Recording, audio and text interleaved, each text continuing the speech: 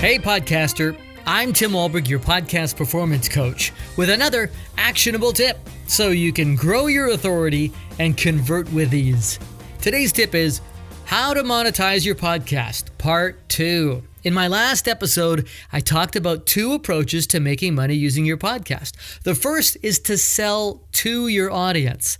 The second is to sell your audience to someone else, like a sponsor.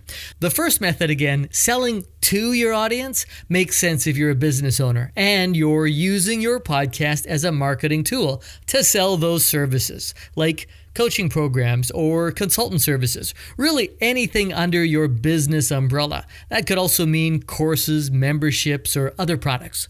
Today, I'm focusing on the second method, selling your audience. This makes sense if your content is your product. This is more of a volume game. Think Joe Rogan, who has millions of listeners. He's not selling anything of his own besides maybe some merch on the side.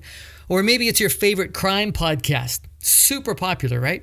The content is what the people are coming for. And that audience is what's for sale. Advertisers want access to those millions of earballs. So think sponsorship or ads or commercials. Call them whatever you want. It's simple. You've got a great podcast that draws thousands of listeners every month. This is when you can look at bringing on a sponsor. It used to be that sponsors wouldn't even look at you if you had less than 5,000 listeners a month. That number has come down a little bit. It all depends on your niche. A sponsor might want to tap that audience of yours if there's a direct connection. If you have an audience with a very fine-tuned niche that you might think a sponsor could be attracted to, don't be shy. Go and negotiate that deal yourself. Make a phone call. Send an email. There are no rules saying you need to get involved with an agency to bring on a sponsor. Speaking of agencies, there's quite a few out there. They can definitely make the process easier on you.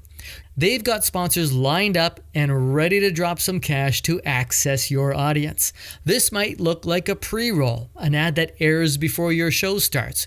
It might be a mid-roll, where you create your show with a natural break in it and they insert a pre-produced ad in that break. Or maybe you sign up for a live commercial that you read yourself.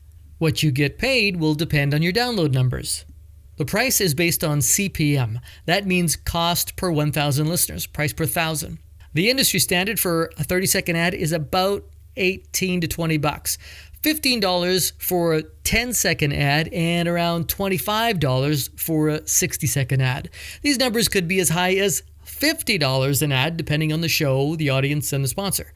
So I went to a site called advertisecast.com and used their calculator. I'll put a link to it in my show notes and you can do the same sort of calculations. Here's some quick math. Say you have 5,000 downloads per episode for your weekly show. All right, you got 5,000 downloads per episode, and you run 2 30-second commercials per show. And let's say you sell out every show, and you make $20 an ad. That's a little over $7,200 a year, which equates to $600 a month, give or take. So that could cover your editing costs if you're outsourcing that, and your hosting costs, and a pretty good-sized pizza party once a month too. So it can be done. It does take some work, and it does take some time to build up that listenership, but it can be done. So that's one of the easiest ways to convert a good size audience into dollars. Another way is to use affiliates. This is where you get a commission for promoting a service or a product. I'm sure you can find a ton of products on Amazon that your audience might like. If you're an Amazon affiliate and you talk about or recommend these products to your listeners and they buy them, you get a cut. How big that cut is depends on the price of that product. You might also partner with another company or app developer who has software or maybe like a membership site. If you use it and if you like it, or if you swear by it or even endorse it, your audience might like it too. Maybe you should look into whether they have an affiliate program that you could be a part of. Another way to make money from your podcast is to ask for it. Ask your listeners if they like what they hear. Will they support you?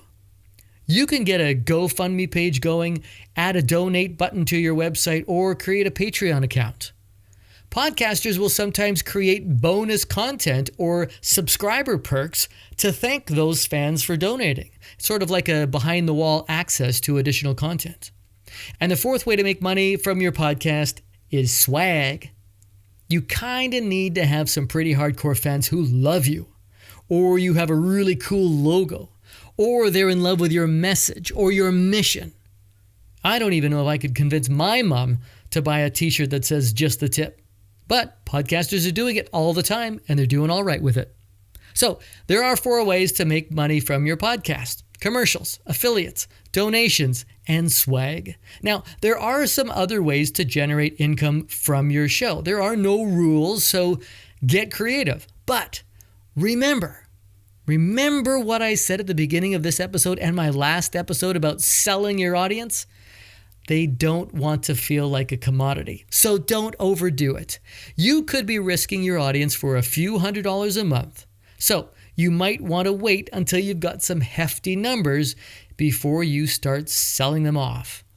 Some might not appreciate it. For me, personally, I hate commercials. I'm the fastest when it comes to hitting that skip button, whether it's a podcast or on my PVR or DVR. The only reason I listen to a podcast commercial is if my hands are full or they're dirty, cooking or gardening or whatever I'm doing at the time I'm listening, and literally can't access my phone to hit the button. So think really hard about that relationship you have with your audience before you start selling them off. Make sure whatever you're selling or the commercial that's airing on your show is relative and that they care about it or they might benefit from. Otherwise, they might feel unappreciated. And I hope that's just the tip you need. Do you suffer from crappy podcast performance? Does your show fail to generate leads and convert customers? Is your authority in the crapper? Maybe you need a podcast tune-up. Yes, a podcast tune-up. We start by popping the hood and checking your vitals. And when we're done, your podcast is purring like a kitten. All soft and squishy. Everyone will want a piece of it. I can tell you if the podcast tune-up will work for your show. Just book a free 15-minute coaching call. We'll talk about your show and how to make it better. You might just need a new spark plug. Do cars still have spark plugs? Does anybody know that?